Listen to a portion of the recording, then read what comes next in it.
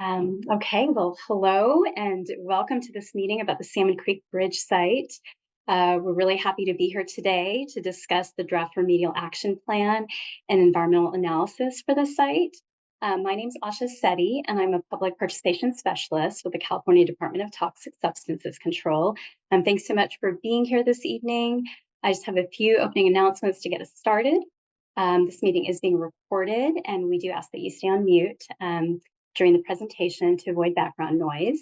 And if you'd like to see subtitles, you can click on the CC icon in the toolbar below. Slide 2, please. Okay, and I'll go over how to participate in the Zoom meeting. You can use either the Q&A feature, the toolbar below, or you can raise your hand. We'll take your questions and comments after the presentation. For those of you calling in by phone, you can raise your hand by dialing *9. And then when we call on you, dial *6 to unmute yourself. We did email a copy of the presentation to those of you we have contact information for. If you'd like a copy, please do share your email address with us. And regardless, if you're not on our email list, we'd love to get you added. And I'll go over the agenda for the meeting. I'll be handing it off to Marika Hughes, who's the branch chief for the Site Mitigation and Restoration Program, who will provide an overview. And then our project manager, Dennis Palacios, will provide a presentation that covers the project description and background, evaluation criteria and analysis, and the proposed remediation plan. Then our environmental planner, John Hope, will cover the environmental analysis, which is called an initial study. And that's the California Environmental Quality Act document that we were referring to, part of CEQA. And then we'll cover next steps and open it up for public comment. And that's all I've got for opening announcements. And I'll go ahead and hand it over to Marika. Hi, my name is Marika Hughes. I am the branch chief for the Berkeley Office of Site Mitigation and Restoration Program at DTSC, and I'll give you a brief overview of what DTSC does. So DTSC is one of 6 agencies within the California Environmental Protection Agency, otherwise known as CALI-PA. DTSC's mission is to protect California's people, communities, and environment from toxic substances and to enhance economic vitality by restoring contaminated lands, enforcing hazardous substances laws, and compelling safer consumer products. DTSC's Site Mitigation and Restoration Program is responsible for overseeing the evaluation and cleanup of contaminated properties. And I'll give you a brief overview of who is working on this project. The person who's most important to this is Dennis Palacios. He is the project manager. He will be leading the discussion later. I am the branch chief. I'm also serving as the supervisor on this project at this time. Asha Sethi, who you've met earlier, is our public participation specialist. John Hope is our environmental planner, and you'll be meeting him later. Dr. Vivek Mithrani is our toxicologist, and Jerry Ahrens is our geologist. For this project, the California Department of Transportation, District 1, is a proponent, and their consultant is Geocon Consultants. I'll hand it over to you, Dennis. Thank you, Marika. Hi, everybody. Thank you for joining us this evening. And so we'll start off by going over slide 6, which is DTSC's cleanup process. And so what you see here is an overview of DTSC's cleanup process. We start off with the evaluation phase, which begins with the discovery of a site. From there, we verify if a release has occurred, and then define the extent of that contamination and conduct risk assessments. And so based on that risk assessment, if additional remediation is warranted, we move into the remedy selection phase, which is the current phase that we're on for this project. And so this remediation selection phase incorporates a evaluation remedy option, which was done in the feasibility study. And then once the evaluation of the remedy option is complete, we then prepare a remedy plan, a CEQA analysis, and then submit those for public review so that the public can also review it and provide comments. And so for this project, this came in the form of a draft remedial action plan for the remedy plan. Once the public review period is complete, DTSC issues an approval for the remedy plan and certifies the CEQA analysis. And then from there, we move on to the implementation phase. And so for the implementation phase, what this incorporates are any sort of site-specific designs, monitoring plans that are prepared, along with any construction, long-term operation and maintenance, and land use restrictions if those type of information are needed. And so for this project itself, we will be preparing a remedial design and implementation plan, which will incorporate those site-specific designs and monitoring plans. And so for the draft remedial action plan, the site incorporates Salmon Creek Bridge, which let me get a laser pointer, Salmon Creek Bridge, which is here, as well as adjacent areas closer to the bridge. Additionally, some features that some of you already know is Spring Grove Road, which leads into the project site, as well as Highway 1, Whitesboro Cove, Little Salmon Creek, and Big Salmon Creek. Slide 8, site details. And so the Salmon Creek Bridge is located on Highway 1 in the city of Albion within the Mendocino County. It spans the Salmon Creek near its outlet into Whitesboro Cove and consists of the state right-of-way, which is defined here on this figure as the red line, and private properties, which are defined here in this figure as these green lines. The project site was previously occupied by the town of Whitesboro that was established in the 1870s. And in 1916, a wooden trestle bridge was constructed over Salmon Creek and became part of State Route 1 in the early 1930s. And so this wooden trestle bridge was later replaced by the current bridge in the 1950s. Just for additional information, this area here, which is diamond shaped, is approximately 120 feet wide. Slide 9, source of contamination. And so based on site history, the source of lead contamination is the sandblast waste from the Salmon Creek Bridge repeating activities that took place between the 1950s through the 1990s. Historical bridge paint sandblasting operations, would cause the paint tips to fall, resulting in contamination. And so prior to the 1990s, containment measures were not included during these sandblasting operations. But since 1999, the bridge repainting operations have enclosed the bridge and sandblast waste has been contained. Slide 10, previous investigations. And so what you see currently on your screen is a timeline of previous investigations that were completed to date. So prior to DTSC's involvement, there was a preliminary site investigation conducted. And then under the oversight of DTSC, a preliminary endangerment assessment was conducted. And so as a result of the findings from the preliminary endangerment assessment, this then allowed us to conduct a time-critical mitigation measure, supplemental site investigation, ecological risk assessment, and an addendum to the supplemental site investigation. And so this addendum was conducted to sample locations that were previously inaccessible during the supplemental site investigation. Additional samples were collected along Spring Grove Road for shallow soil, and this was completed during the aerially deposited lead site investigation. And so all that data was compiled into a feasibility study. And so that feasibility study evaluated the data, provided alternatives, and refined those alternatives to what we are going to present later in this slide. And due to community interest, a public meeting was also held prior to the approval of the feasibility study. Slide 11, contents of the draft remedial action plan. So what you can expect to find in the draft remedial action plan is it outlines the remedial action objectives, explains the cleanup levels, identifies options for remediation, evaluates each remediation option, and explains the reasons for the proposed remedy.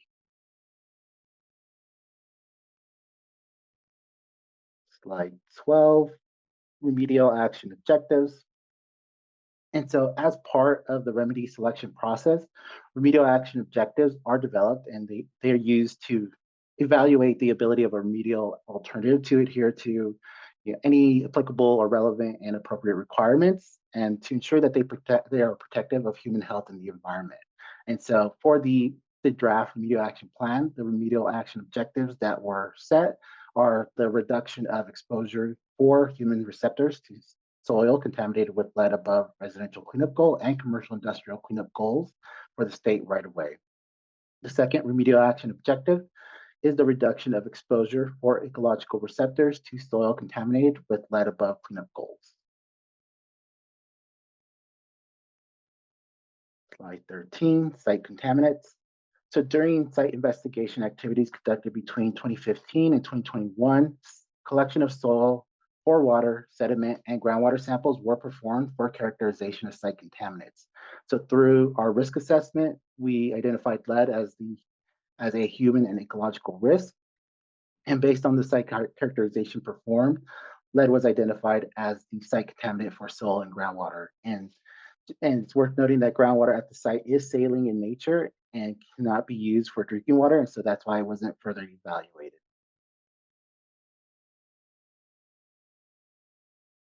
Slide 14, cleanup goals, lead. And so the cleanup goals that were established for the site are a combination of DTSC screening levels and the background concentrations for lead that were established during the preliminary endangerment assessment in 2017.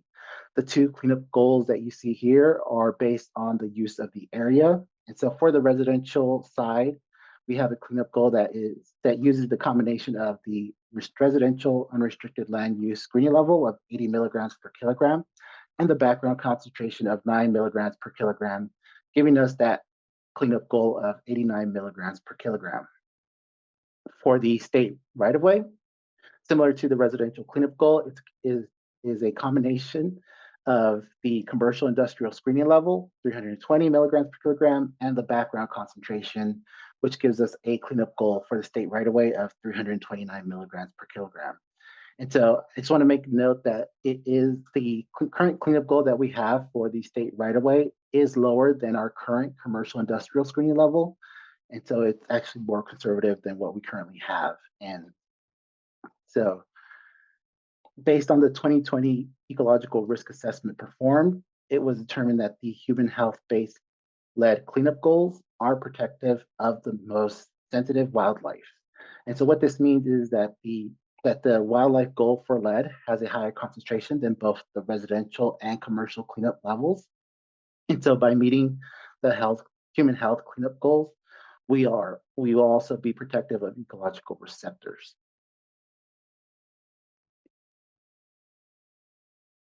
Slide 15, concentrations of lead in soil. And so based on the site characterization data and human health risk assessment performed, lead was the only identified contaminant of concern. Lead concentrations were observed to decrease as you go further east from the bridge, with the highest concentration of lead reported during the site investigation of 6,100 milligrams per kilogram. And so this highest detection was observed on the east side of the bridge. Concentrations were low to the west of the bridge and also observed to decrease with depth and is approximately below our residential cleanup goal at 2 feet below ground surface. There are some borings that did exceed the residential cleanup goal, but generally most are below that, the 2 feet below ground surface. And so concentrations of lead in Salmon Creek sediment were generally within the background concentration levels.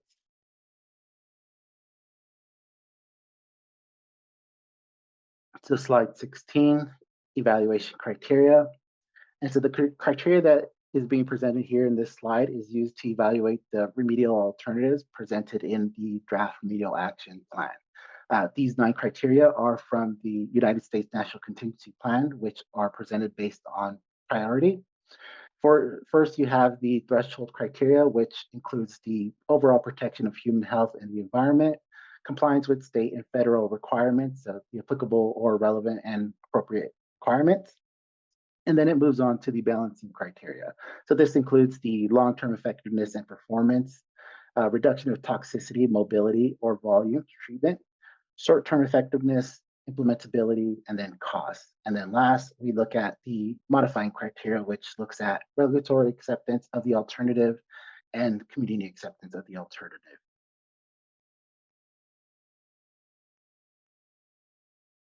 And so slide 17, draft remedial action plan and evaluation of alternatives.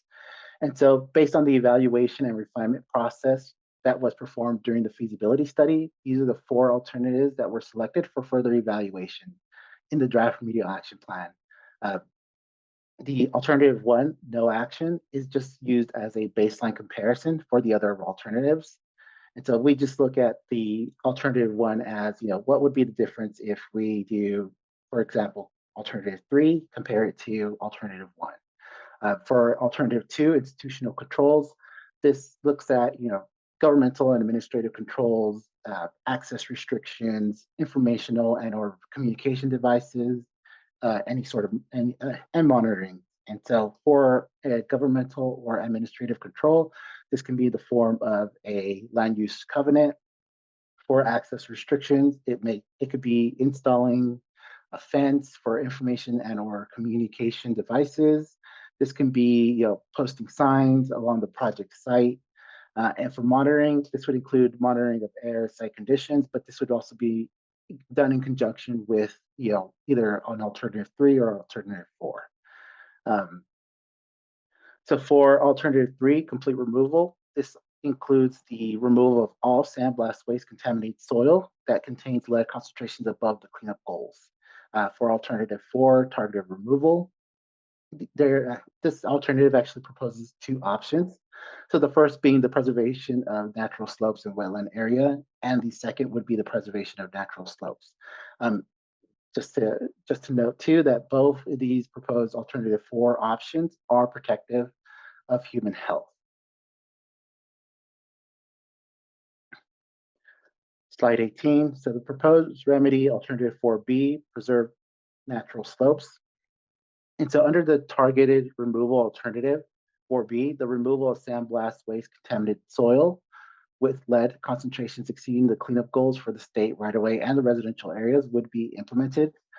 Areas that are designated as inaccessible, either due to thickly vegetated or on steep natural terrain with lead concentrations that exceed, but are within close range of the cleanup goals or residential cleanup goals, sorry, would not be subject to soil removal.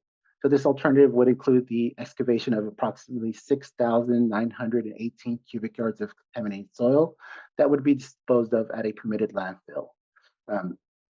These areas would then be backfilled with clean soil approved for use by DTSC, sorry. And so what I mean by clean soil approved by DTSC is that the soil that's brought to the site to be used as backfill would be tested and confirmed so that no new contaminants from another project site are brought onto this site. And so we won't be doing any sort of cross contamination. And so additional details of what that criteria will look like are going to be included as part of the remedial design and implementation plan. Additionally, so for this proposed remedy, the total depth of excavation is anticipated to be shallow, ranging from 1/2 foot to 1.5 feet, with some areas being up to 3 feet. Additionally, the proposed remedy will include installation of erosion control material and reestablish native vegetation. It will also include the widening of Spring Grove Road to allow access for equipment for the remediation work.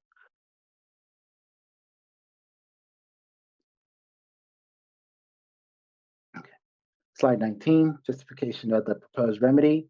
So the recommended remedial alternative will remove the majority of the lead impacted soil at concentrations that exceed the cleanup goals while preserving steep, thickly vegetated natural sloped areas within the private parcel. The primary factors that support the selection of this remedial alternative are: it meets the project remedial action objectives, it will be feasible and effective in the long term, it preserves steep, thickly vegetated slopes that are relatively inaccessible, and it will remediate the private parcels to an unrestricted land use, and it will include monitoring and revegetation for environmentally sensitive areas. So slide 20. And so the figure that you're currently seeing on your screen is the proposed remedial alternative. The colored hash marks here are the areas that are located within natural slope areas and will be preserved and remain in place. The areas shaded in yellow, so these areas here, are the areas that will be excavated and disposed of at an off-site facility. And it's this black hash mark area here, which was where the time critical mitigation measure was implemented, will also be included as part of the excavation activities. Uh, the different um, the different points you see on your screen as well are previous locations that were sampled during previous investigations. Slide 21, truck traffic. And so for truck traffic, the contaminated soil removed as part of the remedial activities will either be loaded onto trucks and transported to a designated accepting landfill facility or temporarily stockpiled on site in designated staging areas for disposal at a later date. And so if soil is stockpiled on site, there will be some security measures in place to prevent any unauthorized access to this soil. Um, soil designated as California hazardous waste will be disposed of at a class 1 landfill, which two options are shown here on your screen. You have Kettleman Hill landfill and Button Willow landfill. Soil designated as non-hazardous will be disposed of in an exempting class 2 or 3 landfill facility. And so traffic control measures that will be in place during the implementation phase of the work will also be included as part of the remedial design and implementation plan. And so now I'll turn it over to John to talk about the California environmental quality. Thank you, Dennis. So, as mentioned before, I'm John Hope. I'm a senior environmental planner at DTSC. And over the past few meetings or previous meetings that we've had for this project, particularly during the feasibility study, there were some concerns raised as to some of the environmental issues that would be potentially impacted by cleanup activities. The three main topic areas that were, raised as a concern involve air quality, noise, and biological resources. So just to quickly restate the conclusions in the environmental document, part of the environmental analysis, the air emissions were determined to fall below air district thresholds. The noise levels were determined to not be excessive and would be temporary. And then the revegetation, conservation, and preservation activities as part of the cleanup activities and would substantially reduce the impacts to a less than significant level or prevent the impacts altogether. So it should be noted that, and I'm going to make a note here in the beginning that CEQA defines a project as the whole of an action. So for the purposes of this cleanup action, it's that the revegetation, the wetland compensation, the preservation of sensitive biological communities is considered to be a part of the project. So that's part of the whole action. And as part of that, DTIS, and we'll have a little bit further discussion on this and later in the presentation. But DTSC is going to be working with natural resources agencies who have the specialties specifically for design and implementation of revegetation and compensation and preservation. And so yeah, we'll get to those agencies here in a moment.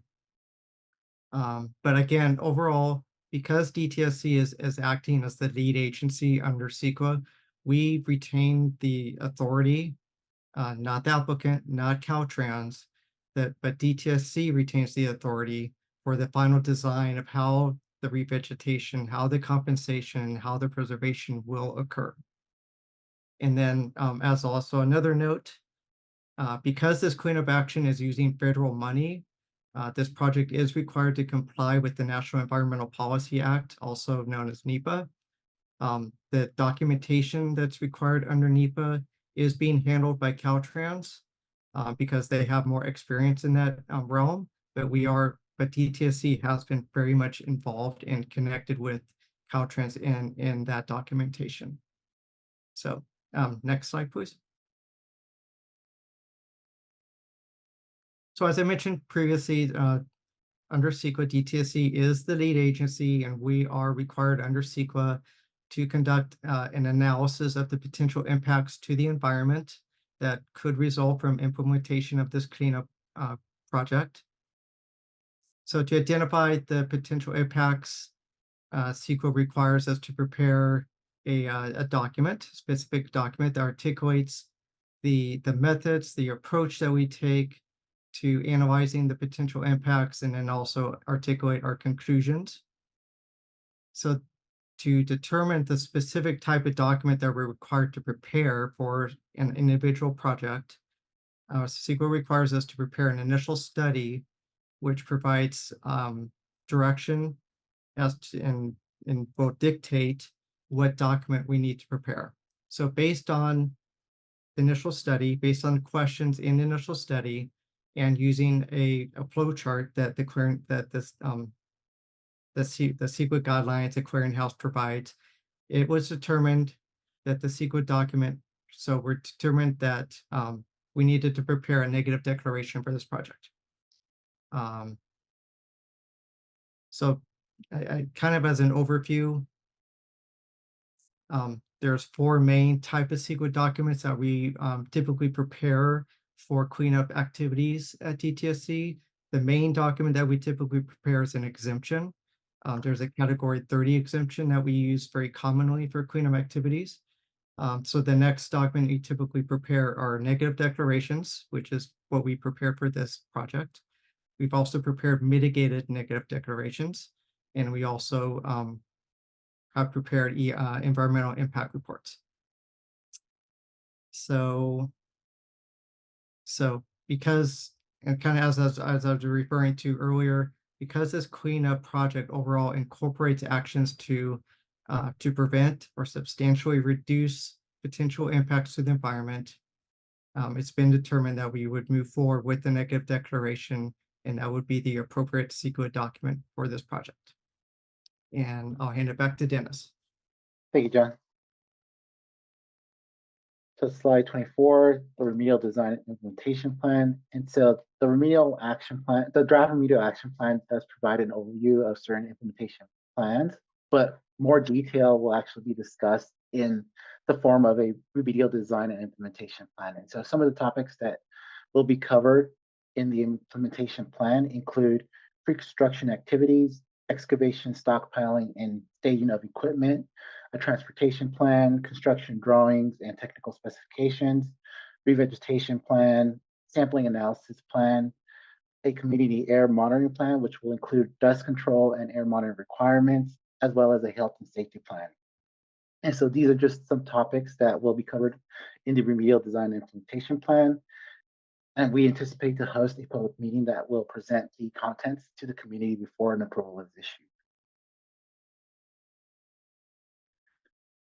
And so once the preparation of the remedial design and implementation plan has started, DTSC will be working with the agencies you see here, so the United States State Fish and Wildlife, the California Department of Fish and Wildlife, the Coastal Commission, Mendocino County, National Marine Fisheries Service, North Coast Regional Water Quality Control Board, the United States Army Corps of Engineering, to ensure that the implementation plan is in compliance with their standards.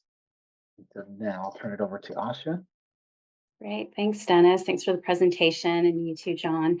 Okay, we're just about ready for public input here, just a few more slides. Okay, so the public comment period started March 21st and was set to run through April 22nd. Due to community request, we have extended the comment period through May 22nd. Please send your comments to Dennis by mail, phone, or email. And after the close of the comment period, we'll respond to all of your comments in writing and prepare a response to comments document that will be publicly available. Slide 27, please. You can find hard copies of project documents at the Mendocino Library and, of course, at our office in Berkeley. I know it's a bit of a ways for you. So we did have a request to send a copy to the Fort Bragg Library. So we're working on that as well. I understand they have longer hours. You can find more information online on our EnviroStore database. You'll type Salmon Creek Bridge in the search field and select from the drop-down menu. After that, you'll select the Community Involvement tab to find documents to review. You can also sign up for email alerts at the upper right-hand corner of the screen if you'd like to be notified when new documents are uploaded. I'm happy to walk you through finding documents if you have trouble finding anything, and I'm also happy to send you direct links. Slide 28. Okay, I think we're here. Public input. All right. So we're ready to open it up for public input. We'd like to hear from as many of you as we can. So we'll just keep things moving to make sure anyone who'd like to get a chance gets to speak. So I'll just go in order of hands raised. So let's hear from you, Leonardo Bowers. Okay, for some reason, I'm asking you to unmute, and this is not working. Leonardo, if you're able to type in your question or comment into the Q&A, that would be great. Otherwise, I'll come back to you. I'll go to Janet first, and then I'll come back to you. All right, Janet. Thank you, Aisha. I have a real quick clarifying question regarding the lead remediation at the property. Our family is an owner of this Salmon Creek property. We've been owners since the 1950s. We learned in 2015, about 9 years ago, about the potential for lead contamination in the soil on our property.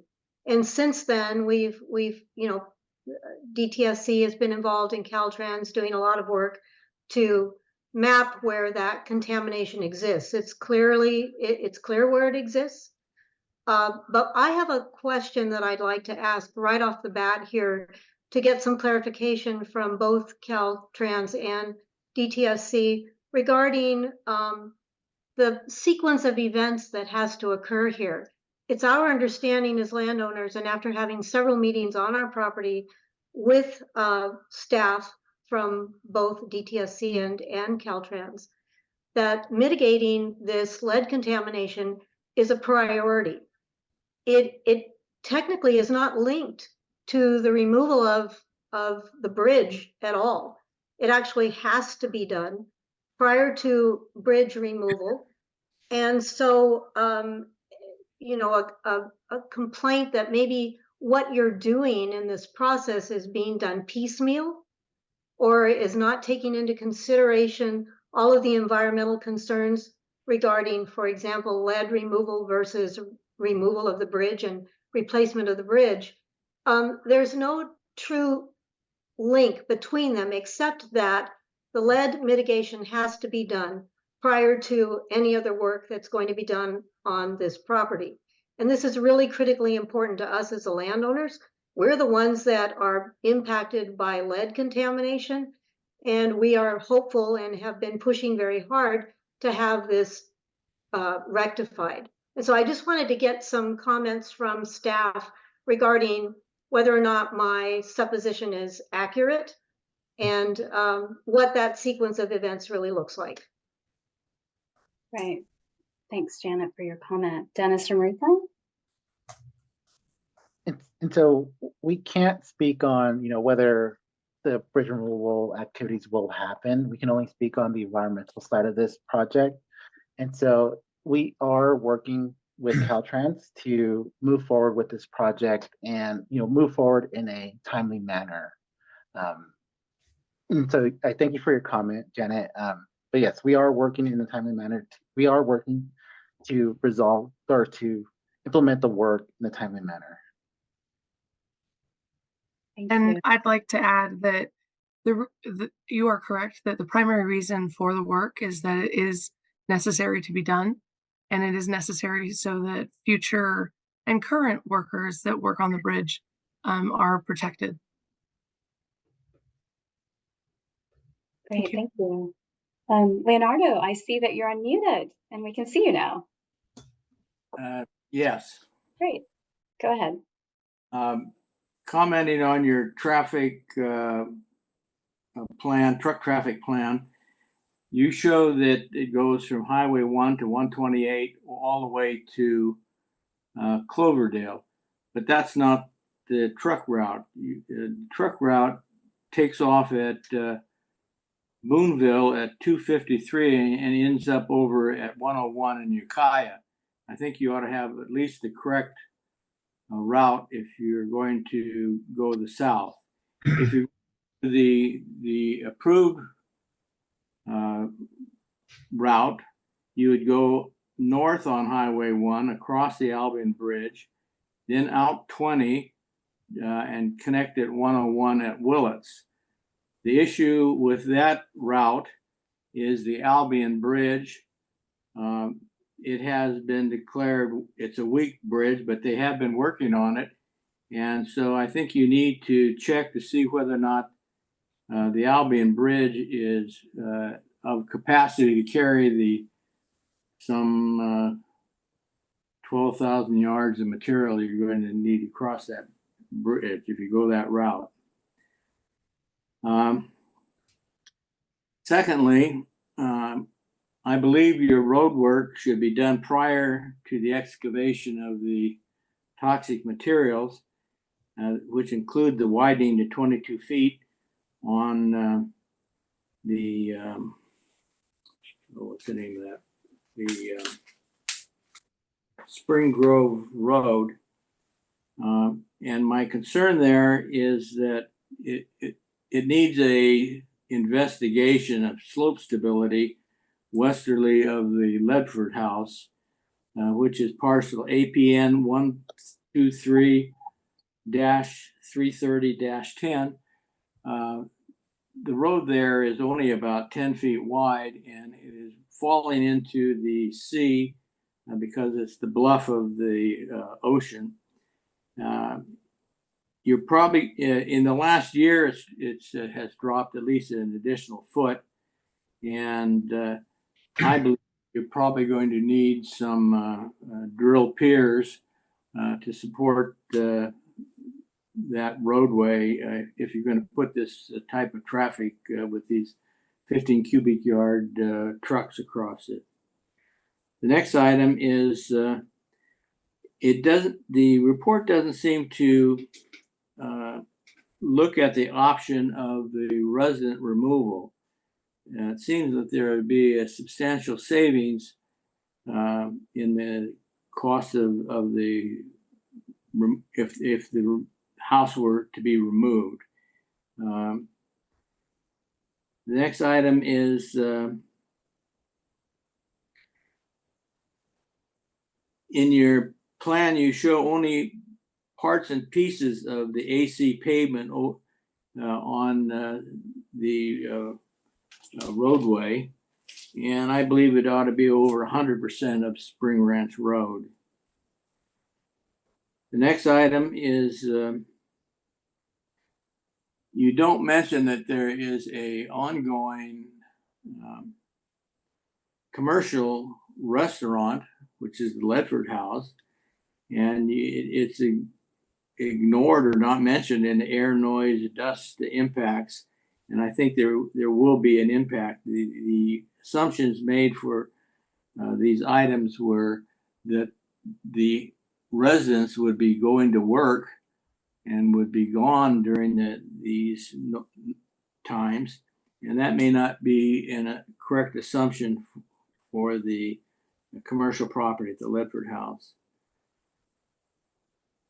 Okay, that's a lot. I'm sorry, Leonardo. That's I've noted several comments you have here. Do you have more? Do you mind if we move on? I know there's other people also waiting. 4 more items. You have 4 more items. Okay, we'll get back to you. How's that? I just want to keep things moving. So let's see if we can get a response to your the first few here. Okay, so Dennis, where would you like to start with the truck route? No, yeah, and so thank you, Leonardo, for the comments. So a lot of the details that you're commenting on will be presented in the remedial design and implementation plan. So, for example, the transportation plan, right? That will look at what routes the trucks will take to dispose of the contaminated soil. Additionally, that community air monitoring plan will also look at dust control measures, air monitoring that will be implemented along the perimeter of the project area to ensure that that there's no dust leaving the site. The transportation will also include measures such as cleaning the trucks to ensure there's no track out, regarding the draft remedial action plan, not looking into the removal of the house, I will have to get back to you on that one. But if you don't mind providing us with your contact information, we can definitely send you a response to that one over the email through email. Sorry. Thank you for your comments, Leonardo. And if you don't mind putting if you have an email contact that you'd be willing to share, if you could go ahead and put that in the Q&A, or you can email Dennis or I separately as well. I'll wait. Okay, sounds good. Okay, so next I wanted to go to, there was a Q&A from Dan Zimmerman, and it goes back to the tagging on to the previous question or comment. He wants to know not only just are workers protected, but the landowners as well are protected, correct? Vivek, do you want to just go ahead and respond to that? I know you typed in a comment there, but it might be helpful to verbalize it.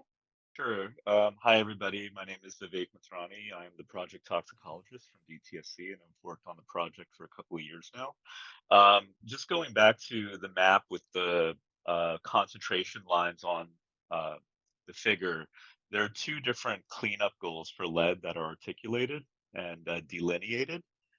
Thank you, Dennis. So you can see that there's two in these forms over here, these blobs over here, the one for ROW South and ROW North.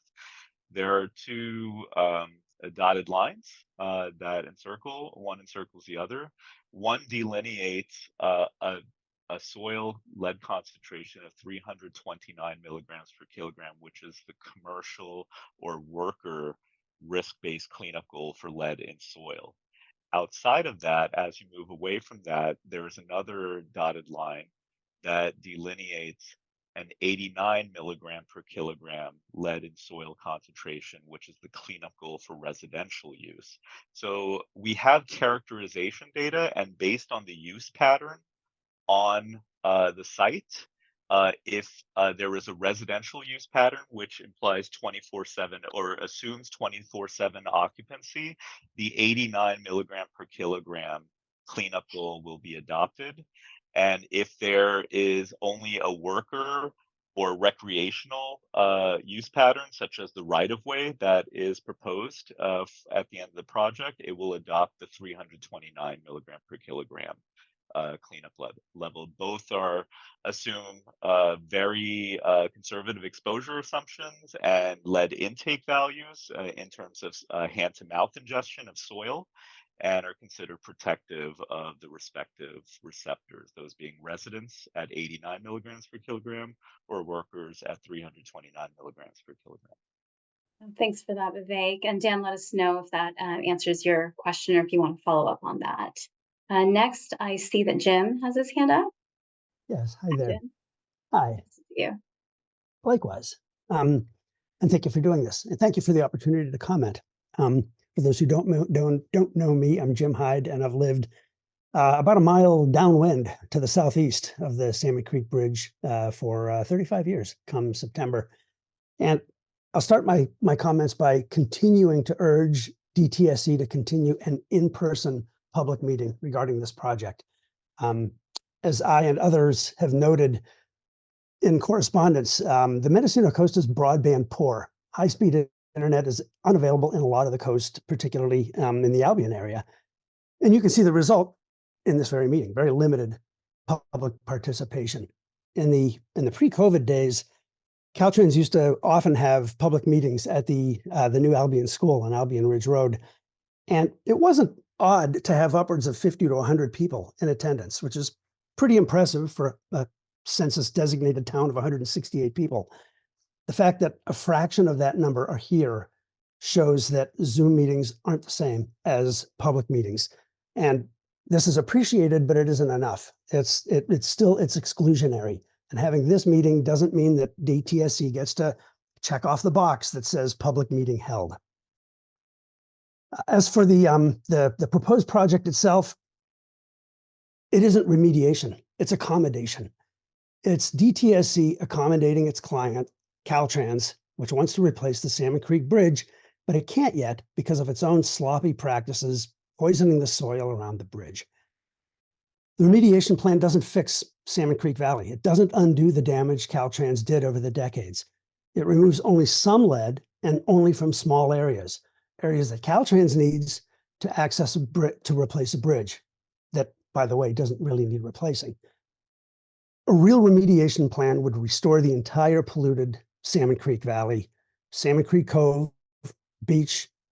A real remediation plan would restore levels to match the background levels measured in the area. A real remediation plan wouldn't require the widening of Spring Grove Road, which butts a spring, that's waters of the United States, and right now is lined by a stand of a rare and protected plant, the hairy gillia. As confirmed by 2 local biologists, that is the only stand of this plant on the entire Mendocino coast, and it would be destroyed by widening. To wrap up, Caltrans fouled this beautiful valley, and they don't get to inadequately fix only part of it and then walk away and wash their hands and go on to the next thing. As a result, DTSC needs to prepare a restoration plan that includes the entire area with real community participation and with full CEQA and NEPA environmental review. Again, thanks for the chance to comment. Thanks, Jim. Appreciate your comments. I can take the first part of your comment. Yeah, appreciate your request for an in-person meeting. We are going to look into it, into the use of the Albion School. I know they're on spring break this week, so we weren't able to, figure out a date or to secure a location yet. So we will be back in touch. We're hoping to, send out a mailing that announces the extended comment period and hopefully be able to line up a in-person venue as well. But I'm actually impressed at the turnout. You said, 50 to 100, and we've got all close to 50. So I'm really glad that people were able to join us today. Okay, so Dennis or others, I will let you take it from there as far as Jim's, the remainder of Jim's comment there. Yeah, and so thank you, Jim, for your comments. And so for the remediation portion, and so based on the site characterization that was performed for the site, this was where we were determined that work was needed, and so that's why excavation is being conducted. The cleanup goals that were set up were taken into account of the overall data, and then based on what we have as a residential and unrestricted land use for DTSC, as well as the background concentration.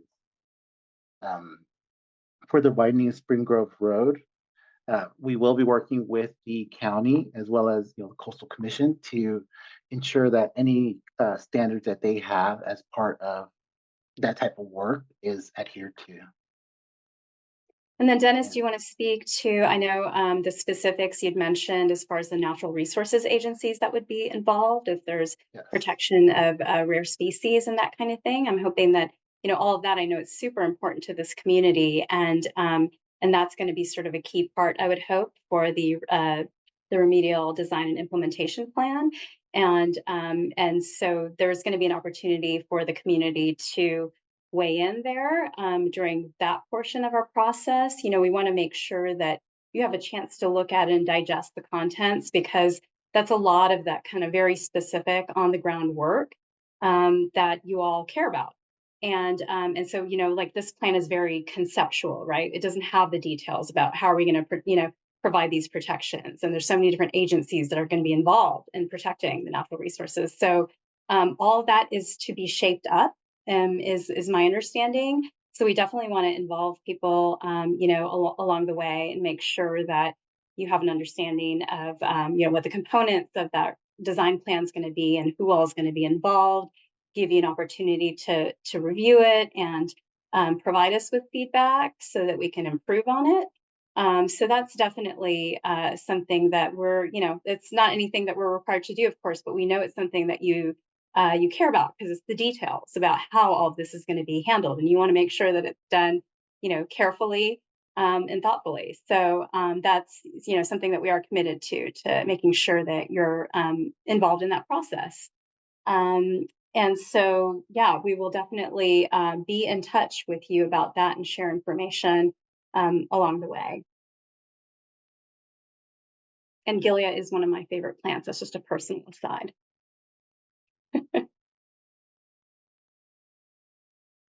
So I think we can move on to our, does that cover, Jim, for now, kind of the content of what you've shared? I think, you can just, how about you just raise your hand if you feel like we didn't get to something? No, that very much so. Thank you. For Okay. now Okay. being the operative phrase. Yes, thank you. Exactly. Okay. So next we've got Gary. Hi, thanks for holding this community meeting. My wife and I are part-time in the Navarro Ridge and very interested in the Albion Salmon Creek Bridge area and the full area. And with respect to Jim's comment about the in-person meeting, I think you could hold a combined virtual and in-person meeting. I know the water boards do this all the time. And when I participate there, I can either show up or I can either be online. So you might want to check that. I appreciate your extending the comment period deadline to the May date, the May 22nd date. That's important. As being late to the party here, I just received the community notice for the first time and have been looking at it. And at the same time, trying to prepare my income tax return. That'll clear up very soon.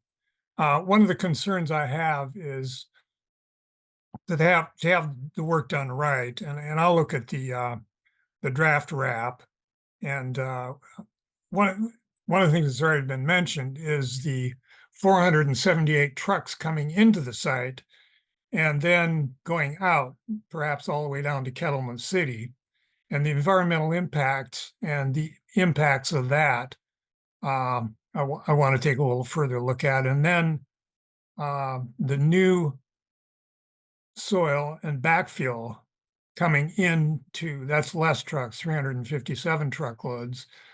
And it sounds like both of those issues will be looked at more in the RDIP phase, the design phase, rather than this phase that we're in. But those are important issues. And at the same time, wanting to do the cleanup in the Albion Creek, the Salmon Creek Bridge area correctly. So thanks for holding the meeting. Yeah. And I'll dig into the documents further. Great. Yeah. Thanks, Gary. I'm glad you got your hands on the mailer.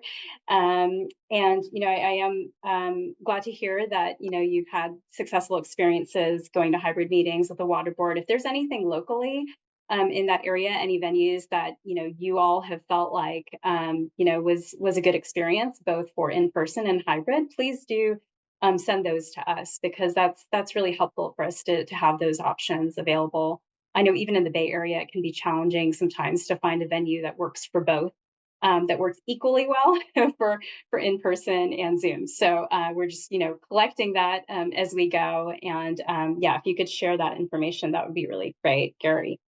And so Dennis, did you have any comments about or John about the truck trips, the analysis on that? And so I can speak on the implementation portion. So thank you, Gary, for your comments.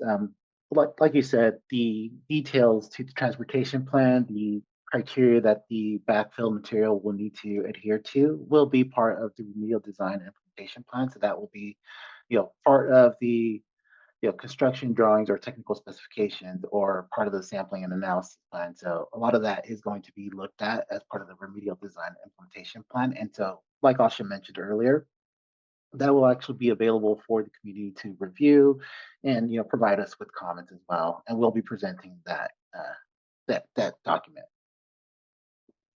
Okay, great. And then Gary, if we don't have your email contact, please do provide that in the Q&A. Email me or however, it'd be great to add you to our list if we didn't have it. Yeah, I think you already have it. Oh, okay, good. Okay. Oh, good. Perfect. Yeah. All right. Okay, it looks like next we've got Leonardo. You've got your hands up again. Okay, I just wanted to comment on your staging area. I would recommend that you use the westerly portion of the Funk parcel, 07. on the ROW North toxic area on the site plan and others, there's a portion of the 329 contours that are not shown, which are the northeast outside on the Caltrans boundary with the 06 parcel. Why is that left out? I'm recommending that we proceed with the total removal, alternate 3. Reason being that the property to the east of the site is owned by a conservation entity, which runs back several miles. And it has been talked about that the parcels that you were talking about, 6, 8, 1, and 2, be incorporated into a public open space park or a part of the California coastal trail system. I don't see where that is being talked about or shown as an alternative. And that's the extent of my comments. Thank you. I don't take any exception to the toxic work you've done. I think you've done a good job on it. Thank you very much. Dennis, would you like to respond to the staging area? Is that another RDIP? No, yeah. So the remedial design and implementation plan will look into certain areas for stage to be used for staging.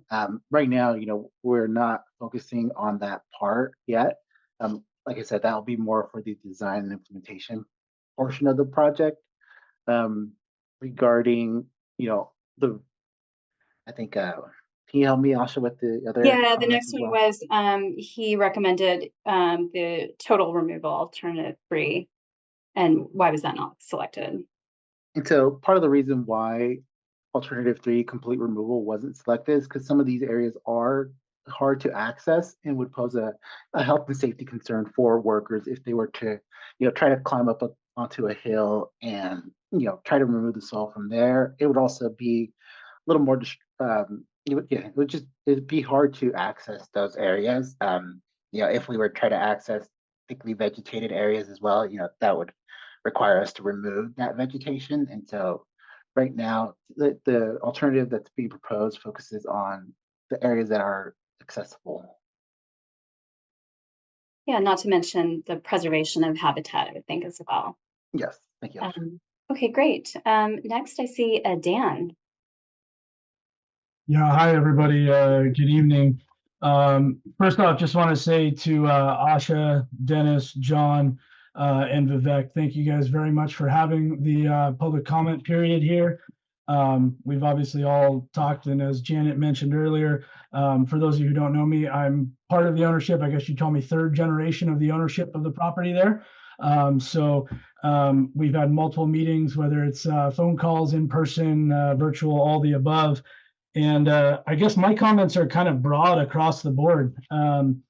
First off, I can tell you that I personally, with a majority of the ownership, I would say the entirety of the ownership, are completely in favor of moving forward with this project as soon as possible. And so I think my first comment there is that although I know we've stated that we've already extended the comment period an additional 30 days, I myself am going to adamantly insist and push to close that comment period at 30 days so we can start this project moving forward.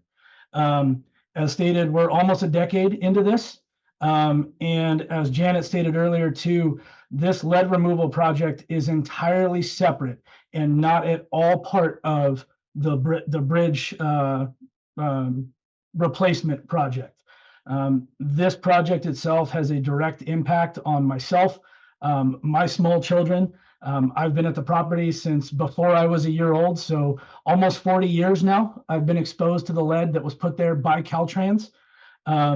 Caltrans made the problem. It is their responsibility to fix the problem. And DTSC, I know you are simply the ones that are handling business, if you would, on the project. And I, for one, am very grateful. And as you saw in my Q&A over there, Vivek, I couldn't be happier that you're part of this meeting. We've had many conversations, and I'm very glad to have your input here today. In response to questions that Leonardo just brought up, specifically about the slopes, and then Gary, again, with all due respect, gentlemen, this is something that the Salmon Creek Partnership ownership has also agreed on. I mean, if we wanted to push to have the entire project completed, as stated earlier, this is private property. We have owned this property for over 60 years, and this is private property.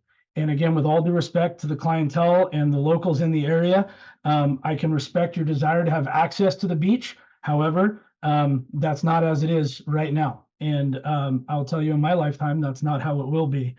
So the ownership itself had actually agreed based on use of the property and, foremost, the preservation of natural slopes, vegetation, and wildlife in those areas, to forego cleanup on those areas, as long as the rest of the project that is used by our ownership, again, my children, to make sure those areas were cleaned to a level that was adequate of residential use, as Vivek said, for 24/7 use.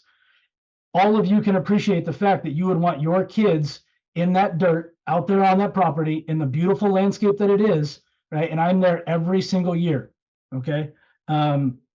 You would want that area as clear as possible to prevent the exposure to your children of a toxic chemical that was placed there by Caltrans. Okay. So as far as alternative 3 that Leonardo brought up, and Dennis, again, I completely back you on that thought and decision, as we've discussed in person, and the multiple members of Caltrans and DTSC who have been on property to excavate and remove the areas as alternative 4 and 4B that we've talked about. Extremely important to me. I want to go back to a comment that John had made, and sorry, John, I don't know if I mentioned it earlier. I've been a part of these meetings for multiple years now, and we talked about CEQA impacts. With all due respect to the community up there, the largest impact of this project is specifically to the ownership of the property who have direct exposure to this. The minimal impact that you're going to have through the removal and transportation through the various methods that have been vetted and have been used before all across the state of California, your exposure is extremely minimal compared to the impact that my family and the other ownerships have had to endure for years. We're talking almost 40 years, okay? Jim Hyde, I have to completely agree with some of your comments. And I can respect the fact that you feel that you are directly impacted by the project and this remediation.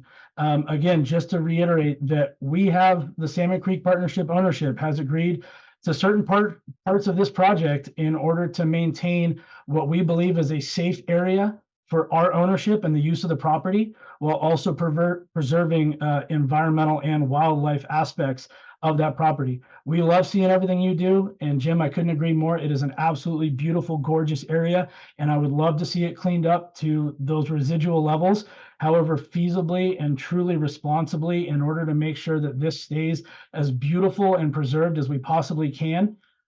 For me, my number one priority is making sure that our occupants and my family that's on the property are safe during our use of it, while also ensuring, obviously, that the Caltrans personnel and their contractors and subcontractors are protected. So, Asha, I just want to say, without any doubt, the Salmon Creek Partnership and all of the owners have 100% faith. We've seen the work you've done. We're confident that you can get it done. I would say my only opposition right now is let's close this comment period at 30 days to get the project started and get this over with. We can deal with the bridge later. Let's get the project done. Let's get the lead out of there. Let's get it all done, and we'll move forward from there. That's what I have. Thank you very much. Great. Thank you for your comments, Dan. Really appreciate that. Any thoughts from Dennis or anyone else? We'll just take those as comments for the record. Thank you, Dan, for your comments. I have no. Okay. Thanks for waiting patiently there, Norbert. And then after you, Norbert, it will be Alex, who's been waiting for a while. Okay, let me see if I can unmute you. I'm sorry, Norbert, I muted you. Oh, you got it. Okay, great. I got it. I'm here, Asha. And I'm sorry that I didn't mute you earlier. Asha, may I defer to Mr. DeGrassi and let him go first? Absolutely. Yes, Thank you. please. Well, that's gracious of you, Norbert. This is Alex DeGrassi. I am on the Albion Mutual Water Company board, and we provide water to about 27 households in the village of Albion. And we're very fortunate to have some very deep wells during the drought. We've been very fortunate to have a continuous supply of very good quality drinking water. So we, of course, are concerned. But what I'm calling about is a great place to hold a meeting in person would be the Albion Fire Department. You know, that is going to become the headquarters of the Albion Little River Fire Department. And it's, you know, that's where the community is. They'll show up. Great. Well, if you could send me, if you have a name or a contact, I did try calling them. I didn't get a call back, so maybe there's a different number or contact or something. If you could connect me, that'd be great. Okay, it is a volunteer fire Yes, department. I know. Small area, yeah. So Okay. Okay, all right, great. Thank thank you. you. All right, Norbert, and then Judy after you. Thank you, Asha, and department colleagues and members of the Albion community. Good evening. I'm Norbert Dahl. I first studied the intertidal environment in Albion in 1965 as a high school sophomore. I have some general comments. I've read all the documents that have been produced to the record. There are many that have not. And later on, I'd like to pose some very specific questions for John Hope on department staff. Let me begin by saying what I think is on everybody's mind, and that is everyone in Albion and everyone who supports the Albion Bridge stewards and the community appreciates that the department's mission is to protect human health, environmental health, and natural resources from toxic contamination. The goal of the community, inclusively, is clearly to help the department act accordingly by cleaning up the state of California's absolutely outrageous 70-year history of dumping toxic materials, including, but not only, lead, into the lower Salmon Creek Valley, the Salmon Creek estuary, and adjacent areas. Having a local in-person hearing in Albion will be a significant step forward, provided that the department hears what the community has to say and what the harmonized laws of the United States, California, and the county of Mendocino require. And I'm concerned because Mr. Palacios has suggested that the department is on a quick march to a decision on this wholly inadequate draft RAP. All of us who read carefully have noticed that its title is misleading. The RAP does not address contamination and cleanup of Salmon Creek, or in fact, much of the toxic impact area on the uplands and wetlands, whether they be on the Magruder Pauley property or others, and will actually make the situation worse as a result of the proposed project components that Mr. Palacios has reminded us are not part of the RAP. And this focuses on a major problem, and that is the department is not legally able to bifurcate the project the way you are proposing to do it. The law is clear. You have to analyze as part of your CEQA responsibilities, and I would say also your NEPA responsibilities, because you yourself are funded by the federal government by being paid by Caltrans to perform in your capacity. The point I want to make is the project description is woefully incomplete. Tellingly, notwithstanding what Mr. Palacios said, nowhere in the document is there a map that actually shows exactly what Caltrans through Geocon are proposing to clean up. It's a shell game. If you look carefully at the small print says these are approximate lines shown by dashed lines, and all of us who've worked in this field for decades know that dashed lines mean not serious.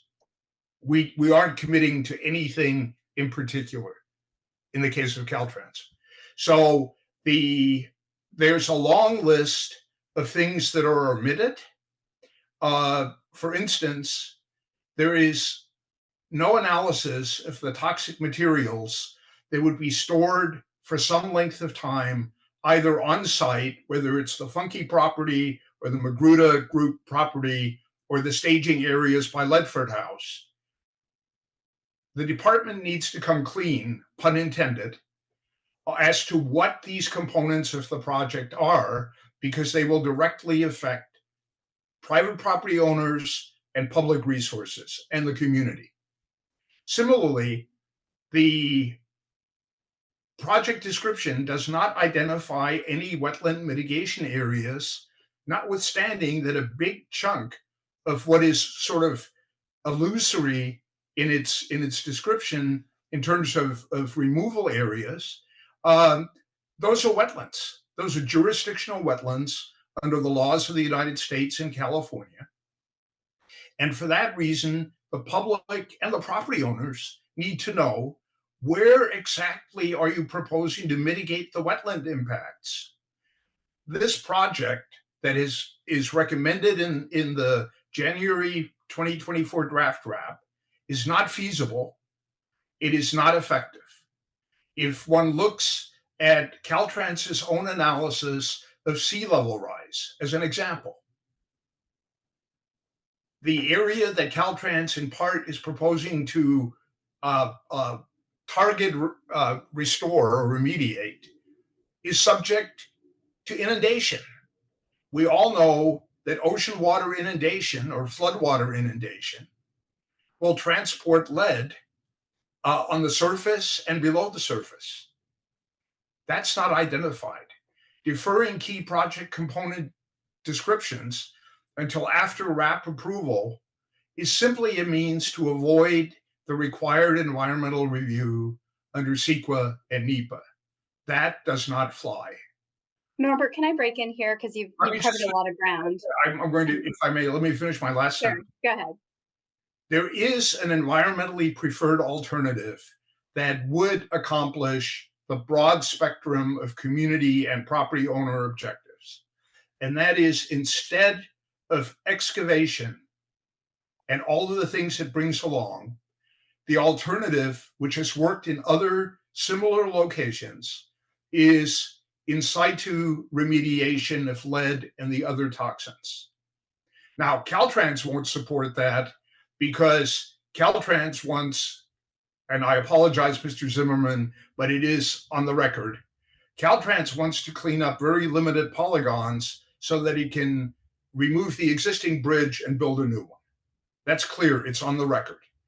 So in situ remediation is the environmentally preferred alternative, but regrettably, the RAP does not consider it, and the project that the department is considering approving, at least part way, does not consider it.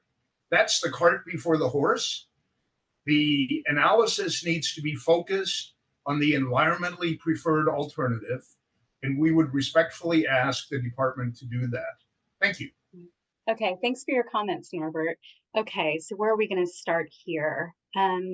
So I know a few of the things that Norbert that you mentioned, and I understand your frustration. That I'm not frustrated. Oh, okay. Let me rephrase. Sorry. I've done this for 50 years, and I know what the laws are and what they require. Thank you. Okay, so let me rephrase. It sounds like you'd like to see a more detailed figure for the excavation areas, and I know that is a frustrating thing. Well, I'm not talking about you, Norbert. I'm just talking about other projects that I've worked on and other sites I've seen, and I know that it is challenging at this RAP phase when communities want to see the details and it's not there. It's just a dashed line, like you say. And that could be frustrating because you want to know, like, okay, what's it really going to look like? And where exactly is that boundary? And that is all. And I don't know, Dennis or Marika, if you have a better description of why we're not able to get down to that granular level at this point, and why it is it is an effort that we undertake as part of the design plan. It might be helpful to, I don't know, Marika, if you want to jump in here, or Dennis, about that. And so I can take a first stab, and then Marika, Okay. if you can want to add in any additional information that I might not touch on. And so the reason why, a lot of the contours here, or contours on other sites as well, are labeled as approximate is because they're still going to be defined. And so part of this project, it will incorporate confirmation soil sampling. And so as part of, overall, based on what we've done through site characterization, we have an idea of what the area needing excavation looks like. And so this is what our preliminary boundary is. And so once we actually get into the implementation phase and we start doing the work, we then will supplement it with confirmation soil sampling to ensure that any soil that is going to be remaining in place doesn't exceed the cleanup goals for the site. Asha, may I just quickly respond? Sure. I don't know who the person was who was speaking, but exactly that was Dennis. What the speaker said was that the department is proposing to violate the laws of California and the United States. The property owners, as well as the public, have an absolute right to know at this point in the RAP stage, before the department acts to approve or authorize the RAP, to know precisely what the department will sign off on, and that Caltrans, as the responsible party under the toxic waste laws, must perform. It is fundamentally unfair, besides being illegal, to everyone involved not to know what the actual plan is. Deferral of key pieces to some future implementation scheme violates a classic case that came out of Mendocino County called Sundstrom v. Mendocino County on mitigation. And what you are proposing in the draft RAP, or the authors of the draft RAP are proposing, is speculative mitigation that is illegal in California. Everyone needs to be clear what is proposed, and the responsible party needs to be held accountable to perform. Thank you. Okay, thanks, Bert. We'll take that as a comment, Norbert. Asha, And then the next. Really sorry, Asha, Judy, and I'm really sorry. I just feel like I need to respond to. Dan, can we hold? Yeah, can we hold? I know Judy's, and so I'll get to you, but I just want to get through Norbert's comments here. So we'll come back to you. Thanks for your patience. So I just want to get through the rest of Norbert's comments here. I think he had a couple of questions directed towards John, specifically about the project description, about the wetland mitigation area. John, would you like to respond to that? I respect fully will we defer to what the CEQA guidelines require us to provide as information regarding mitigation. That's specifically section 15151, which is the standards for an adequacy of an environmental document. CEQA only requires us to provide a sufficient degree of analysis to provide decision makers with information that enables them to make a decision which is intelligently takes into account the environmental consequences. The evaluation of the environmental effects need not be exhaustive, but be sufficient to be reviewed in the light of what is reasonably feasible. And then you can also defer to CEQA's definition of what's feasible, which is in section 15364. But yeah, as we've discussed earlier, and as Dennis has stated before, DTSC has a process that they use for designing, implementing cleanup projects. And the stage at which CEQA kicks in, and at the stage that DTC, as a lead agency under CEQA, has determined where CEQA is most appropriate to kick in, is at the remediation plan stage. DTSC has determined that there is sufficient information provided at this stage to make a reasonable determination, and that there is another stage, there is another more detailed stage coming forth, as has been mentioned, as the RDIP, which will get into the very specific details of how the cleanup will occur.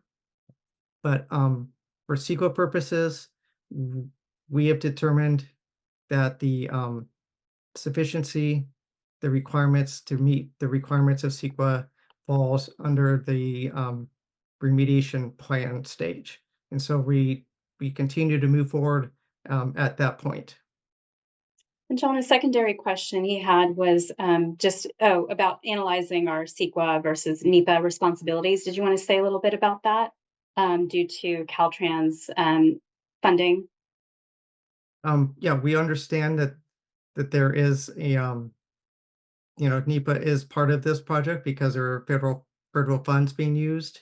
But again, I've stated before in the presentation that NEPA, the documentation required to satisfy NEPA is being handled by Caltrans. We've deferred that responsibility to Caltrans, even though we are, as DTSC, is very much involved in making sure that's being done adequately and legally.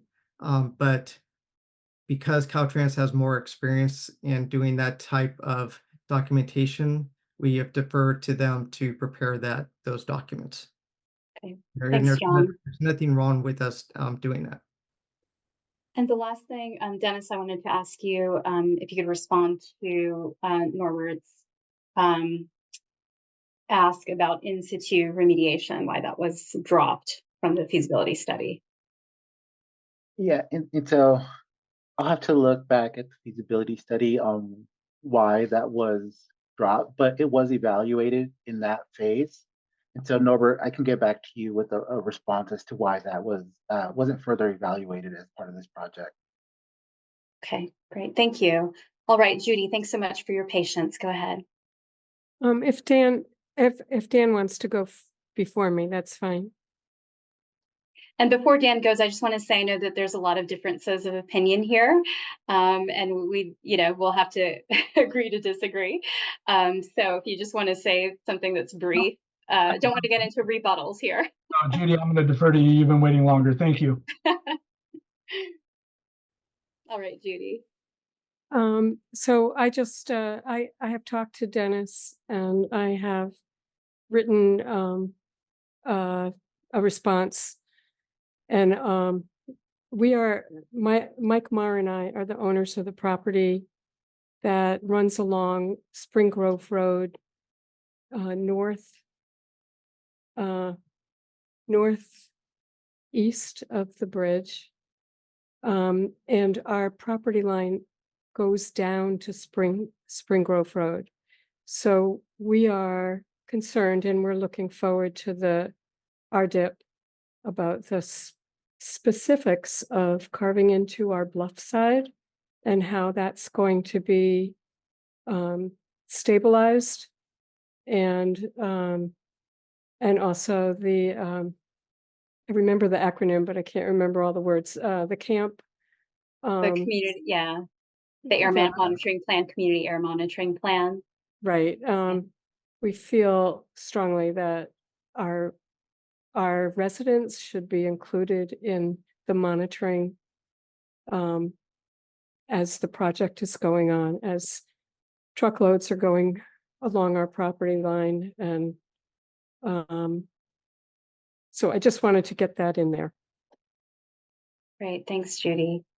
Did you have anything you wanted to say, Dennis? Or I think that pretty much have covered that. Yeah, we'll be including They'll all be included in the RDIP. And again, I know everyone's eager to get to those details. Yeah, and so thank you, Judy. Yes, we did speak, and as I mentioned to you over the phone, yeah, that those details will be part of the remedial design and implementation plan.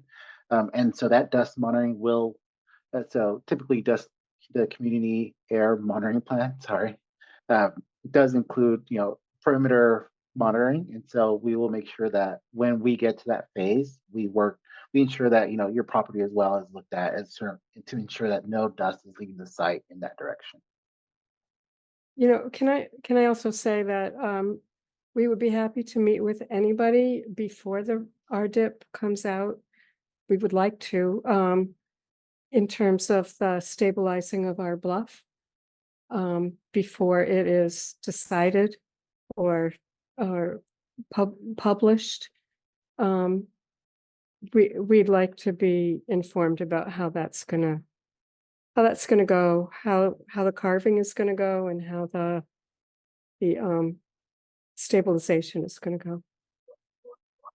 Yeah, Great. thank you, Judy. No, yeah, we'll definitely, once we have that information, we'll definitely work with the people who are going to be affected by the widening, and make sure that you guys feel safe with what is being proposed.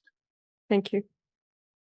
Great. So I want to just pause here and make sure that we're not leaving out anyone that's calling in by phone. So for anyone who's calling in by phone, you can raise your hand by dialing *9 and join the conversation that way, and then you'll have to dial *6. So I'll just make sure. I just want to make sure that that you can also participate in this call. Okay, so it looks like we've gone through our raised hands for now. And Norbert, you had a follow-up with John about specific questions. Okay. All right, fair enough. Sounds good. Is there anyone that we haven't heard from that would like to speak on any of the topics that we've heard about, or something totally different, or would just like to go over any of the content that we've already presented to provide further details? Yes, I have a concern. Can you hear me? Please, yes, go ahead. Yes, this is Mark Schoen. I live on the end of Nonella Lane. And I'd like to address the air quality during construction. So you've spoken about the in situ lead density that you'll work to maintain or hold down to an 89 milligram per kilogram density. But what is allowable for lead in the air during the construction process? And the other part of that question is, how is it going to be monitored, and in what areas will it be monitored? And one of my concerns is that we are in a windy area, and you can never tell in which direction the wind is going to blow. You can't just assume that because a high amount of lead was deposited on the let's see, the east side of the bridge, that therefore the west doesn't get lead in the air at certain times. It just may not be as dense. And my concern is that once it's airborne, then we are exposed to the possibility of breathing it in, which is a very different situation from lead density in the soil. I think that pretty much covers my concern. Great. Yeah, thank you. Thanks for your comment. I wonder, Dennis, we have an industrial hygienist assigned to this site that will be reviewing the community air monitoring plan. Yes, so we will have an industrial hygienist assigned to the site once we have the community air monitoring plans, and so they will work with Vivek to ensure that the levels that are set as part of the camp are safe. And so I'm not I'm not well versed on the calculations of those screening levels for lead in air, and so I would have to get back to you on how that's how that's calculated. And the community air monitoring plan will also include locations where monitoring will be conducted. It should also include a weather station that would be used either on site or a weather station nearby to kind of track the wind direction. And so regarding the calculation of those goals for air, dust and air, I'd have to get back to you on that. It looks Okay, like I the don't, may have I something could, to add in Dennis, here. I could comment a little Okay. bit on the air monitoring. So for lead specifically, we would apply the California Ambient Air Quality Standard that the Air Resources Board publishes. I can put the website in the Q&A or in the chat, or we can communicate it through the public comment period. That 30-day rolling average is to be 1.5 micrograms per meter cubed. And the monitoring station would be right at the fence line of the excavation area. So we are assuming when we are doing, thank you, Asha, when we are assuming community exposure from fugitive dust, we're assuming that somebody is actually sitting in a lawn chair on the fence line of the excavation plot and sitting there all day, so that there is no dissipation from the source area outward from the site. And we are applying the air quality standard for the state of California, and then for a rolling 3-month average, which is likely to the project timeline is likely to exceed. That goes down by tenfold. So the rolling 3-month average on the national ambient air quality standard for lead is 0.15 micrograms per meter cubed. And Asha has put that website from the California Air Resources Board in the chat. With regard to wind variability, yeah, it's a very good point. We've seen it at other sites, and the variability in wind would be informed by an on-site meteorological station. So the air monitoring would include publication of a windrows and the wind direction, the wind vectors for that day, and the variability in wind would also inform how many monitoring stations would be needed to protect offsite folks from being exposed to fugitive dust. And this is Okay. Jerry with TTSC. I also wanted to add that there are engineering controls during excavation, which include the wet method. The goal is to have no visible emissions. So if there is visible dust, that would prescribe, or it's prescribed in the plan to change the way that you're doing the work when the visible dust is identified through rolling traffic or through excavation. The operation should discontinue until that visible dust emission is remediated, so that you don't have dust reaching the fence line. And so it's a daily, hourly, minute by minute observation that that is an engineering control that's required for these excavations using wet methods. And there's a contingency that if wind levels pick up to a certain rate, that operations for the day will be curtailed. Thank you. Okay, thank you. Thanks, Jerry. And I think that will be an important topic for the community as we get closer. I think, it would be if we can get our industrial hygienists to participate in the meeting that we have when we're presenting the design plan. I think that would be really helpful. Okay, next we have Marilyn. Marilyn, you'll just have to unmute yourself. There All we are. right, there you Okay. are. Hi. So Hi. thank you for having this meeting. I just wanted to add a couple of comments. I'm also, I'm a nurse practitioner, so I'm always very interested in anything to do with lead and contamination, because that, of course, is always a concern in public health.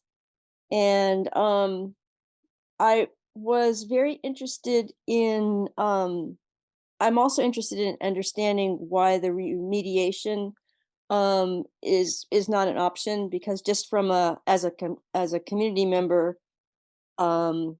just 500 trucks going back and forth just seems like a lot of stress on the roads in the area, and a lot of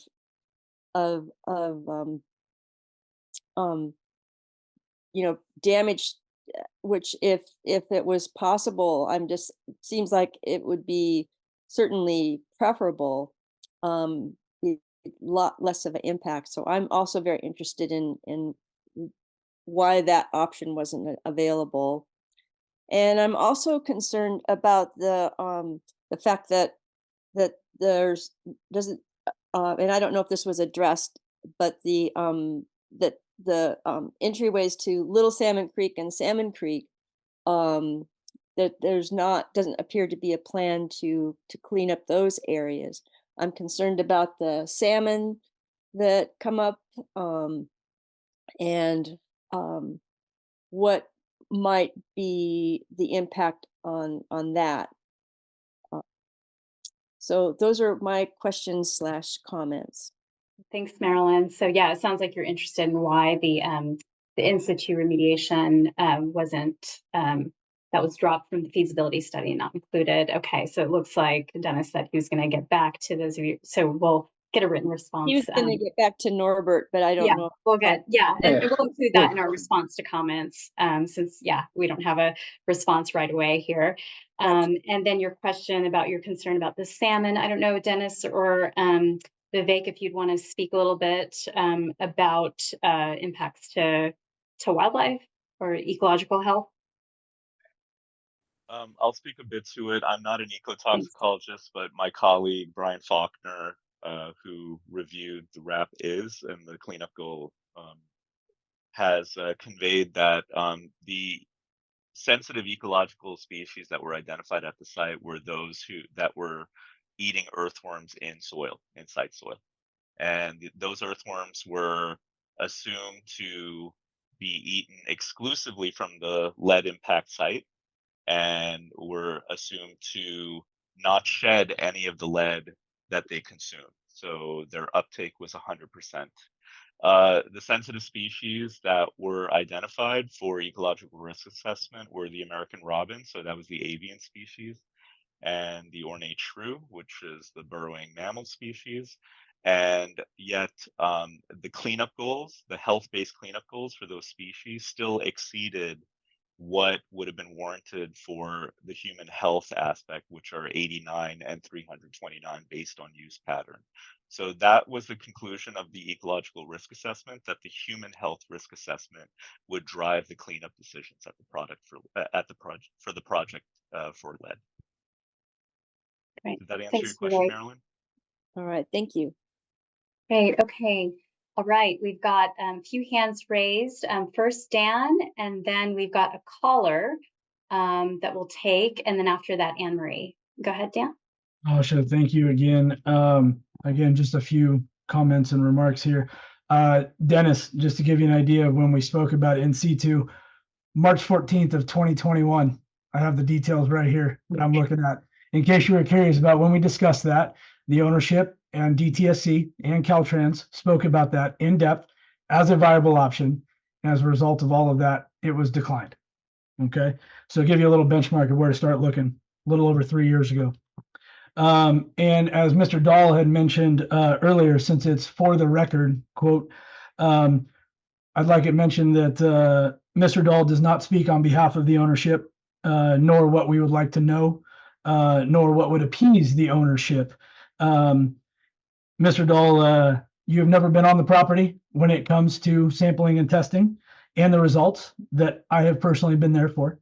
So as he said, for the record, and again, with all due respect, Asha, and all due respect, Mr. Dahl, if you would please, in your future comments, if you'd like to make it about the community, please do so. Please do not mention the fact that the ownership of what we would like to know, need to know, soil sample levels, all that. We've been in contact with them. Again, with all due respect, I know your goal is to delay this project, and the ownership and myself, having dealt with DTSC and Caltrans for over a decade now, not on this project, but even prior to when the bridge project started, okay, I know your goal is to delay this project, and has been stated earlier in the comment period here about public access. That will not happen. And I just want to make sure that that's clear. And I'm saying it with all due respect, sir, right? And Asha, again, I apologize. I know this is not a rebuttal back and forth. I apologize. I think you know how strongly I feel about all this. It will not happen. And Mr. Dahl does not speak on behalf of the ownership, nor are any of his comments relevant towards the feelings or direction of what the ownership would like to happen, regardless of what the community happens. Okay, understood. Thank you, Dan. Okay, next we have a caller. 13109 is what I see, and you'll just have to hit *6 to unmute yourself, or I might be able to try here. All right. Okay, I didn't know if you were addressing me. Yes, that's you. Yeah, you show up as a series of numbers, 13109. So yes, that's you. Welcome. Oh, okay. Thank you very much. I wanted to say a couple of things. One is I agree with Jim that I'm one of the bridge stewards, by the way. What is your name, may I ask? That Maria Hansen, Hansen. Hi, Maria. I live at the beginning of Navarre Ridge, so I am directly impacted by everything that is happening. And one of the things that I was curious about is why the Department of Toxic Substances would defer to Caltrans in any way when it has to do with contamination and how to handle it, because Caltrans is not the expert, you all are. So that's one thing. Also, I'm concerned about the Ledford House because it is our only restaurant, and everybody from far and wide goes to the Ledford House. And if they are directly impacted, that means everybody in the community is being impacted. And let's see. Oh, I had one other thought.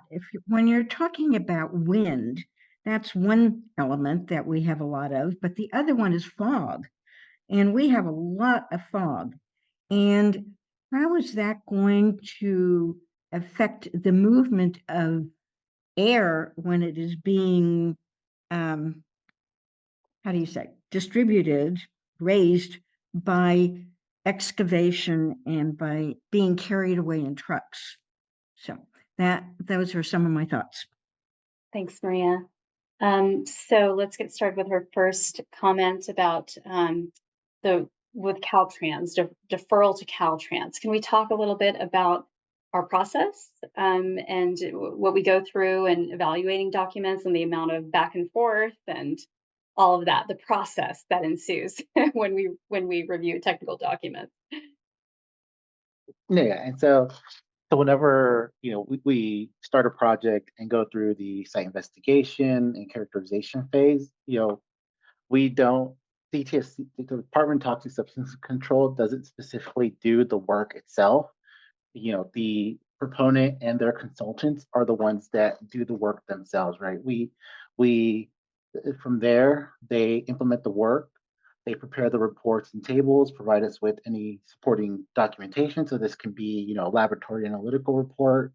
And then from there, we will receive that document, review it, provide our comments on it. And, if we determine when we review a report that additional investigation is needed, we'll let the proponent and proponent's consultant know that they need to go back into the field, do additional work, and collect that additional data. So that way we can, further evaluate the site both vertically and horizontally. And so that it's a back and forth process where they will do the work, provide the reports, provide the analytical results. We will review that. And so our subject matter experts will also review that and be part of that process. And comments will be provided to the proponent and their consultant. Right. And her next comment was about the Ledford House. And so similar to the previous comment before, as part of the remedial design implementation plan, we'll be looking at transportation routes that will be used as part of the disposal of off-site disposal of the contaminated material. The remedial design and implementation plan will also include that community air monitoring plan, which will, again, monitor the perimeter of the excavation areas to ensure that any dust that's generated, if any, again, is either it's mitigated, as well as we have we monitor the area to ensure that nothing is leaving the project site. And I think our third question was about fog. Well, fog and wind. And wind, yeah. So for how the fog will affect the movement of dust for wind, I would have to get back to you on that one. And so if you could provide us with your contact information, if we don't have that already, we can definitely get back to you on that. But yeah, I have a question. I have a question about that. If you respond to us individually, either by email, or I guess by email or other mail, then the others of us who are participating in this meeting are not going to know what the answers are. Yeah, I can take that. Yeah, that's important. Yeah. Sorry? Yeah, I was going to say, yeah, no, you make a really good point, and you just want to really be clear that when we say we're going to provide a written response, that will go to not only the individual that asked for, asked that question, but it will go to, it'll be publicly available. We're going to be compiling all the questions that we received into a master document, which is responses to comments, and that will all be part of the public record. And so you'll receive response that way. If we would need to make sure that we have your contact information in order to reach back out to you directly. But otherwise we'd be posting it on. So, if you'd like to provide us, make sure that we have your email address. And otherwise we'll be making sure that it's in the repositories, the master set of responses is all there so that everybody has the information. Yeah. Great. Thank you. That's good. So this is Jerry with DTSA. I will say this with fog, I mean, you do have the winds, but the fog is actually beneficial because it keeps temperature down, and it's the drying factor of, the plan is to keep any excavator soils moist to reduce the potential for creating dust. So there'll be wetting methods. So a cool mist actually is beneficial to keeping the soil moist while excavating it, loading it into trucks, and taking it off site. Interesting. Yeah, thank you, Jerry. And did you introduce yourself, Jerry? Your role? So I'm Jerry Aarons. I'm a senior engineering geologist in the Berkeley group, and I've been supporting this project since, maybe 2019, I think. But thank you. Yeah, great. Yeah, thanks for jumping in there for that response. Okay, finally, we get to hear from Anne Marie. Hello there. Hi. Thank you so much for holding this Zoom meeting, and I'm looking forward to an in-person meeting. I want to refer to what John Hope mentioned under analysis of potential environmental impacts under CEQA, and NEPA is similar, but the PowerPoint presentation basically lists 3 issues: air quality, noise, and biological resources. And we've been talking now for an hour and a half, and it seems to me that there's a whole bunch more environmental impacts that need to be looked at and need to be looked at now. Sorry, I forgot to introduce myself. Well, you mentioned my name, but I'm also an Albion Bridge steward. I'm thinking of all these trucks that are going to drive up and down and all around. Greenhouse gas needs to be looked at. We heard the concern about stabilization of the bluffs from several people, and that is also dealing with safety and hazardous materials. There could be accidents and all that.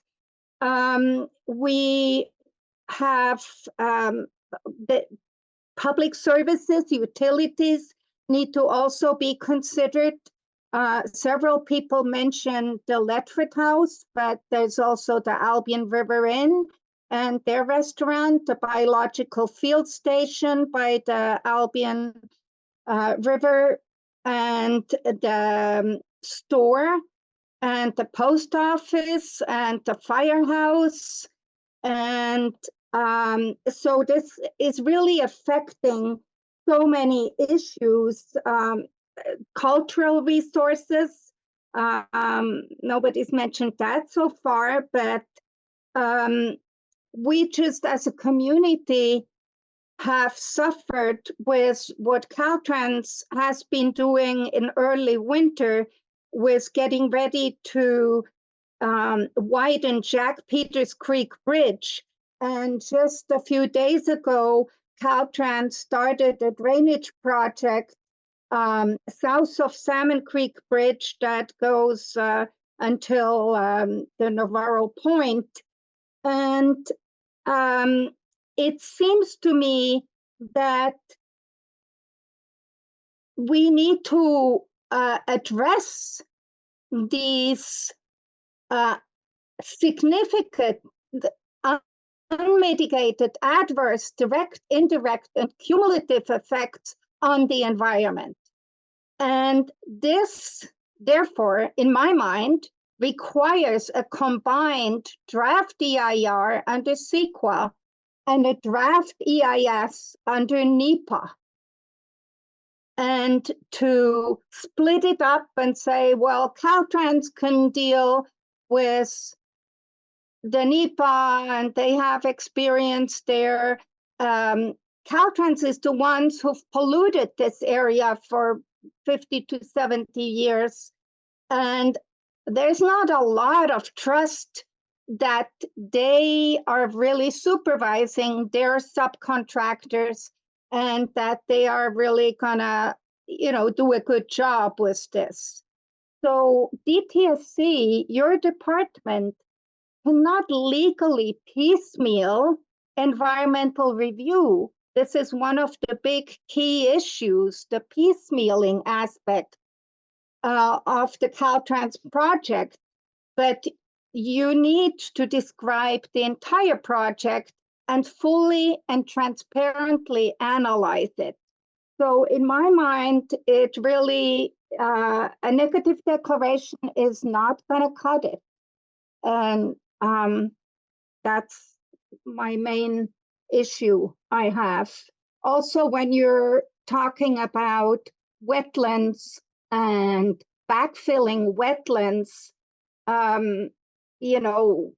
where is that soil going to come from? And just widening that Spring Grove Road is, it's very dangerous to even look at the way it is, the current condition. And already damage has been done trying to clean up the area for people who own property down there. And I feel for the people who, are most greatly affected. Thank you. Thank you for your comments, Anne-Marie. John, would you like to speak to Anne-Marie's concerns? Yes, thank you for your comments. So the in a PowerPoint in the presentation, I highlighted 3 topics. I mean, these were the kind of the top 3 topics that were primarily posted as the primary concern from the community. I did not provide a summary of all topics topics that were analyzed in the negative declaration, but the negative, just to try to provide a summary for you, the negative declaration analyzes 20 topic areas, which include the greenhouse gases. It includes air quality, and includes safety and hazards, public services, utilities. There's a lengthy discussion on cultural resources, and there's a discussion about the wetlands, So I can I mean, if there's something specific, I can provide a little more details for you at this point, but I can also refer you to the negative declaration itself and to look at it. And because, as I said, the negative declaration does include an analysis of all the topic areas that you listed. Great, thank you. And then let's see, Anne Marie had a concern about the soil and the backfilling for the wetlands. And so my understanding is that natural resources agencies that have the expertise in that would ensure that it was the appropriate soil. Yeah, I think we also, I don't have it here directly in front of me, but I believe we're also going to make sure that the soil that's being used or it's being brought into the site will be devoid of any foreign seeds or anything that could inhibit or have an effect on the natural environment. That we don't introduce any new species into the area. That the soil will be a clean soil. And there, likely be some amendments to the soil to make sure it's appropriate for wetland use. So we are getting to the 8 o'clock hour, and I think we've gotten through everyone's comments here. Thank you so much for joining us this evening. It's been a really robust discussion. Dennis, do you mind just putting up our contact information, that last slide before we wrap up? So yeah, please don't hesitate to reach out to me or Dennis if you have any additional feedback from us. Just, we're definitely going to stay in touch. We'll be sending out a mailer with the information about the extension. If we're able to include an additional in-person meeting, definitely send us any specifics if you have suggestions. I've heard so far I'll be in the school and the firehouse. Anne Marie, I know you provided some additional context too, but it would be great if it was a hybrid. So those of you that aren't in the area can also join us and we can continue our dialogue. So DTSC staff, any last words, Dennis? No, yeah. So thank you everybody who participated today. Thank you again for taking the time out of your evening to be here. I really appreciate the comments. All right. Thanks so much, everyone. Have a good evening. Take care.